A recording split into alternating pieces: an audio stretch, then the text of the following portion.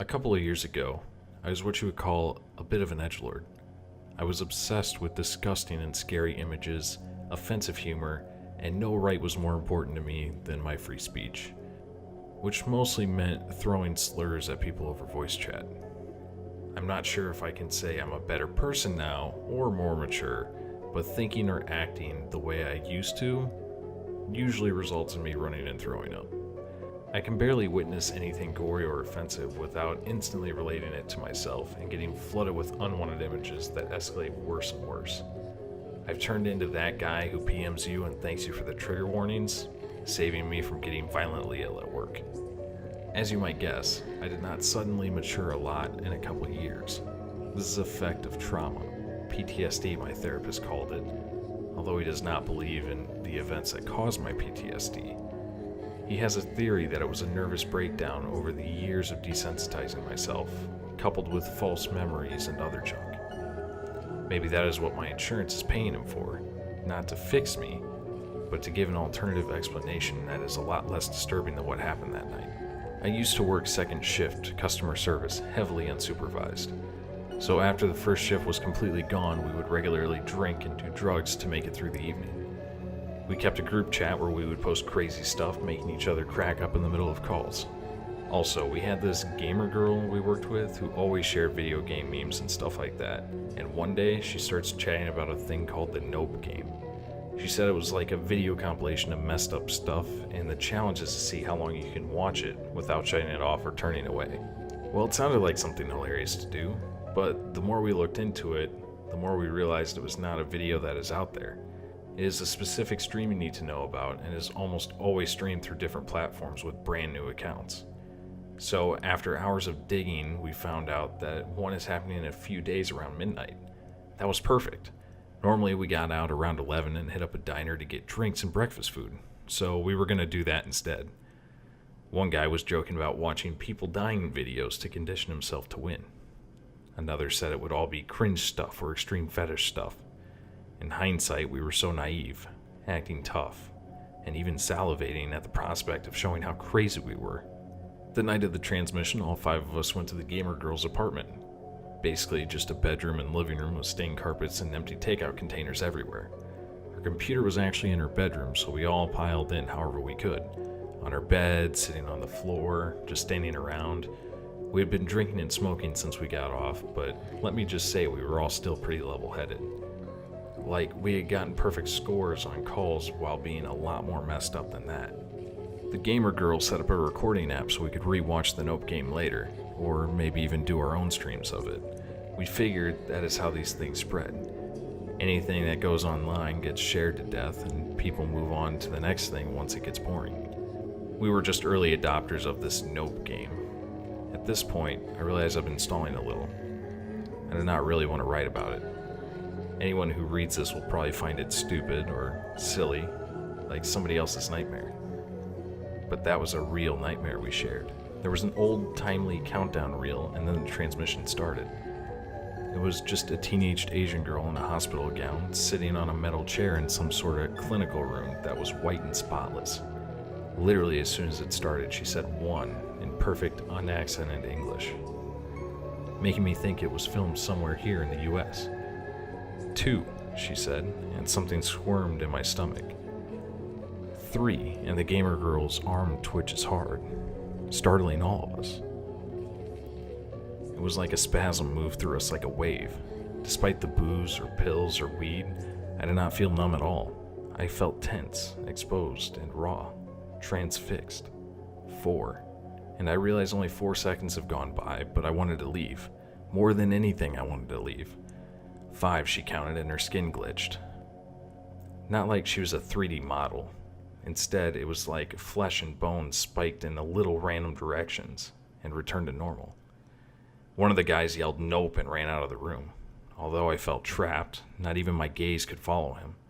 We did not taunt him for chickening out. We just sat there.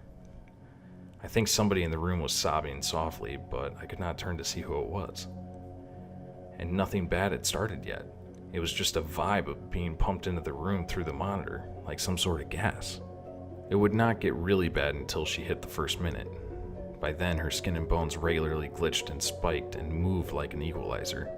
I tried putting my hands between myself and the twisting chaos that was the monotone girl, but when I looked at the back of my hands, the skin was rippling, like a wet surface that a drop of water had fallen onto. I felt my joints grinding a little as the girl counted 73 and started to slightly bend sideways in an unnatural way. She continued to do so through 74, 75, 76. She kept bending like some sort of snake, and I felt my joints start to strain and move in weird ways. I was not moving a single muscle, but it felt like my bones were doing their own thing. Another customer service associate started to run, but fell over, 84, and he got up, 85, and he fell again. Out of the corner of my eye, I could see his flesh moving like waves, his limbs curving in strange ways.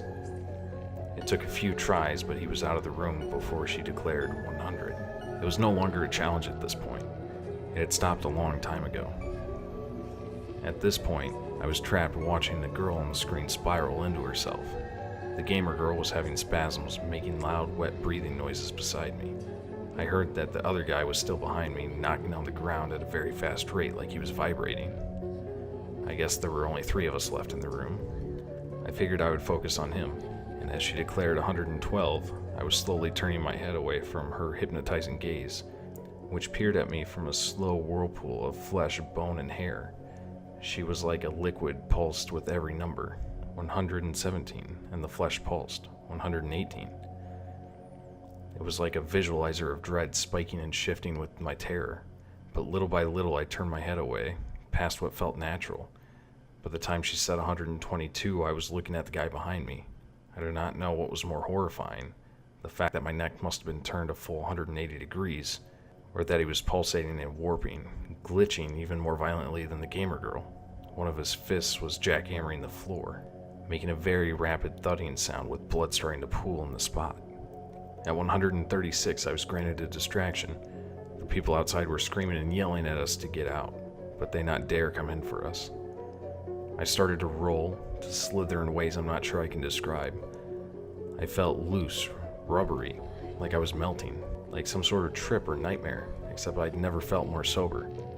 By 149, I made it to the door. Somebody opened it and dragged me out while screaming, "Look at him! Oh my God! Oh my God!"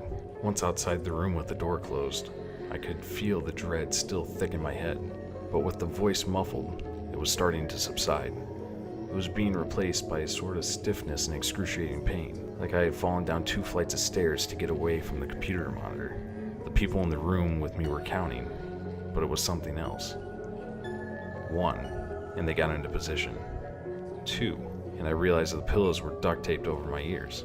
3, and they ran into the room, emerging several moments later with the gamer girl. She looked big, uncomfortably and painfully big, and bloated for a second, and she started to deflate into what I normally associate with her scrawny emo self. There was a little blood in the corner of her mouth, but she was breathing. Her bloodshot eyes darted side to side and finally rested in the middle. I think she was experiencing the same euphoria I was, meaning the pain was excruciating, but it was no longer spiraling out of control. They pulled the tape off, and she said she was the only one in there. We even checked the bathroom and the closet. He got out somehow. When the transmission stopped, so did our nausea. We stumbled back into the room. The screen was black and bloody handprints were covering the floor, walls, and ceiling. But terrifyingly, or mercifully, there was no sign of the guy we left behind. We did check the video we had recorded, but thankfully there was nothing there. It was just a solid black, as though some spyware protected it from being duplicated. All we know is that it lasted exactly 11 minutes and 6 seconds before the transmission stopped, and it was a few minutes after that before we had worked up the nerve to enter the room and look for our missing friend and stop the recording app. After that, we spent a week working together, but never talking or seeing each other outside of work. Our customer service scores dropped, and HR asked us what happened to our other coworker after his 3rd no-call, no-show, but we didn't have any answers for HR. We didn't even have any answers for ourselves. A few weeks later, we all got laid off when the second shift was eliminated and it became a regular 8 to 5 call center. I was not offered to move to another shift. I mean, most evenings I would just stare at the ringing phone and ignore it, so I see why they wanted to get rid of me. It It was better that way. If I had been fired, I would not have been able to collect unemployment and seek help. I saw a therapist to cope, and a dermatologist to treat the stretch marks and scars on my limbs. I know one of the guys never got help. Instead, he got a shotgun and ended up in the newspaper after a gruesome murder-suicide involving a bunch of strangers. The other guy was actually okay, probably because he left the room first. I see him around town, but we never say hi. We lost track of the gamer girl. She got evicted and has not updated her Facebook since that night. And the person we left in the room, who watched the whole transmission, I do not think of him anymore. Like sometimes I start to picture him in my head, twisting and shaking and snarling, and I stop myself. If I think of him, I'll just make myself sick, so I try not to. Nope.